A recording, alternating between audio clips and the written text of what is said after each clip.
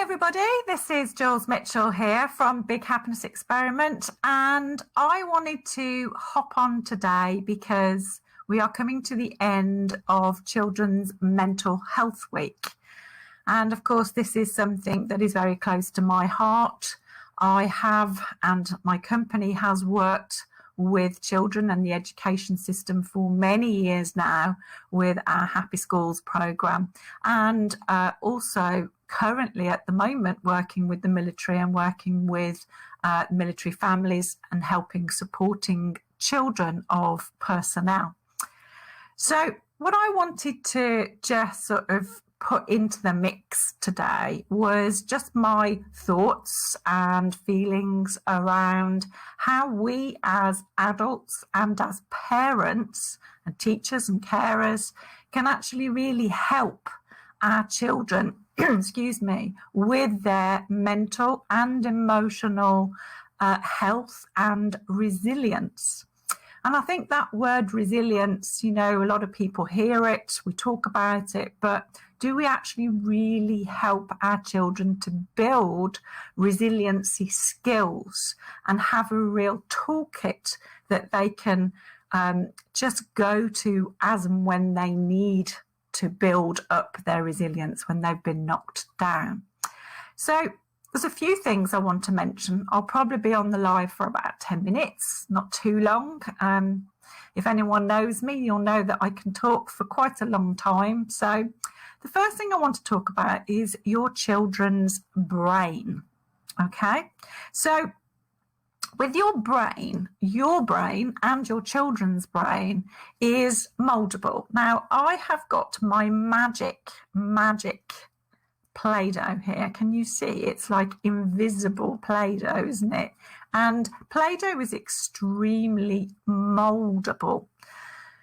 Your brain, but especially your children's brain, if I'm talking to you as a parent, is completely moldable. Okay, we have something called neuroplasticity, and that basically means that our brain and our nervous system can constantly reprogram, rewire and remold itself, and it can do that in a positive way and it can do that in a negative way as well. So neuroplasticity is a fairly new sort of science, new kid on the block. And when we say new, probably about 50, 60 years old. And there's a lot more research around it coming out. Each month we find new details, new research, and it's something that fascinates me. So it's something that I always bring into my work. But what I wanted to say today was, because children's brains are moldable, they have more ability to change their behaviours. For us as adults, once we get past sort of 25, our adolescent years, our brain goes through a sort of a restructuring through adolescent, and whatever we don't use, we lose. And we can get very stuck in habits and behaviours. Children up to the age of about 6 or 7 have got a different state in their brain, different to adults. And that different state is really more of a hypnotic state. It actually is the way the brain waves are sort of transmitted within a child's brain, and they're transmitted at a much higher frequency than an adult brain, which basically means that a child's brain up to the age of about 6 or 7 is like a big sponge. As my big spongy brain, it's like a big sponge, and it will absorb information, it will absorb behaviors, it will absorb environments, it will absorb people's feelings, it will absorb anything around it. Now, the big thing about telling you about this is that I'm just going to check, so I haven't got my Facebook up anywhere on my phone, so I thought I'll go in and just check if anybody is here live. And there we go. Right, sorry about that, guys. Right. So what I was saying is that your child's brain, a child's brain, up until the age of 6 or 7, is like a big sponge and it absorbs everything. It doesn't have a filter, so it will accept things coming in and it doesn't filter things, and it doesn't say, well, that can't be true or that can't be right, until we get to a certain age. So it is very, very important that what your child's brain is absorbing and taking in is good stuff. Okay, that's basically what I wanted to say. So what do I mean by good stuff? Well, if you're a parent, if you're a carer, if you're a grandparent, if you're a teacher, then one thing I want to point out to you is, and I see this so often, so this is why I wanted to say it today, one of the themes of Children's Mental Health Week this week is express yourself. So it's saying, you know, it's good for children to be able to express who they are. And I've got to say this with tact, and I'm not usually very tactful, okay? We as adults, okay, can very often shut down our children without realizing we're doing it. Now, what do I mean by this? So, you know, if a child is extremely excitable and extremely happy and they're, you know, maybe, you know, a little bit too sort of high, we can quite often sort of tell them to calm down, tell them to, you know, sort of rein it in a little bit. We need to just be a little bit more calm. Now, that's fine in certain situations, but if you constantly tell a child, especially under the age of 7, that their behavior or their personality is not acceptable and you don't like it, then what can happen is that child can start to stop expressing themselves, because they want to feel safe, they want to feel secure, they want to feel attached to their caregiver.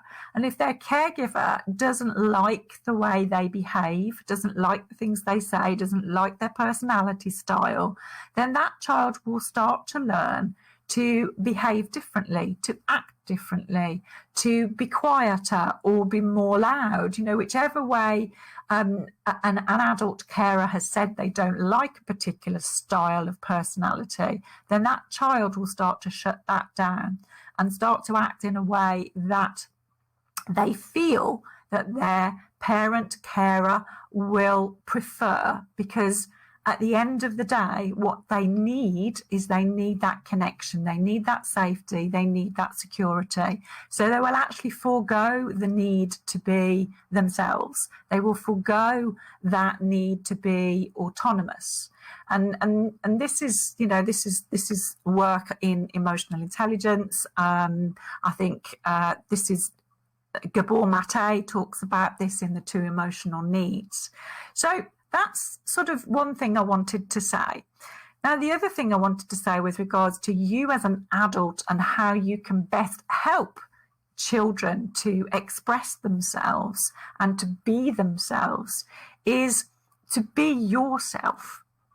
Now, what I mean by that is, so often I see teachers, I see carers, I see parents who are having a bad time or having a rough time. You know, what rougher time could be having than being in the middle of a pandemic? And they're really struggling, but they do not show this struggle to their children. You know, they put a brave face on it, and there's a fine line, isn't there, between putting a brave face and showing your children it's okay and we're going to get through this and being realistic. But there's also that, I'm really struggling today, I'm really stressed today, I've got a lot of work to do and I want to also help you and I'm finding it difficult. And a lot of adults don't admit this to their children because they actually feel that this is not going to help them, because they want to show their children that they're in control and that they can handle everything, and so their children won't worry. children aren't stupid, and children can pick up when you're stressed. Children can pick up when you're struggling.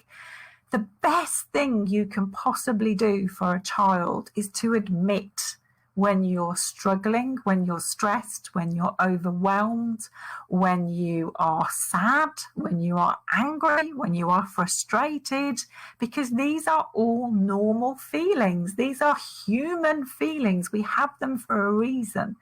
And if your child can't see that you struggle in any way, when they struggle, what's going to happen is they're going to think, well, Mum seems to be okay, Dad seems to be okay, my teachers seem to be okay, so there must be something wrong with me. Why is it that they all seem to be coping fine, yet I feel really angry, sad, frustrated, whatever it is that they're feeling, but they don't see you feeling those things or don't see you admitting to those things? That's when problems can occur. So, and then of course, then what can happen is a child will then not express how they feel because they don't feel safe enough to do that. And they don't feel that they can be themselves and they can express how they feel, because if everyone else is saying everything's fine, then there must be something wrong with me, so I won't say anything. So be vulnerable with your children. Be honest with them. Tell them, you know, today's a bad day, but, and this is the but, okay? The big ugly truth, but.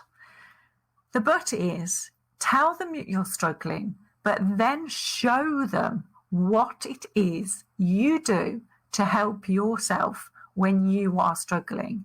So if you're stressed, if you're anxious, if you're overwhelmed, show them, not just tell them, show them what you do to calm down. Now, obviously, these need to be good ways of calming down. These are not, you know, distracting yourself with Netflix and a bottle of wine. That's okay. I'm not saying that's bad. What I'm saying is, for a child, we need to show them structures. We need to show them strategies, tools, techniques that we use. So you might say, you know what, I'm feeling really overwhelmed and I'm feeling really stressed. So what I need to do, what I do to calm myself down, is I go and sit down and I listen to a little meditation app on my phone and plug myself in, and I calm down my body and I relax all the muscles in my body.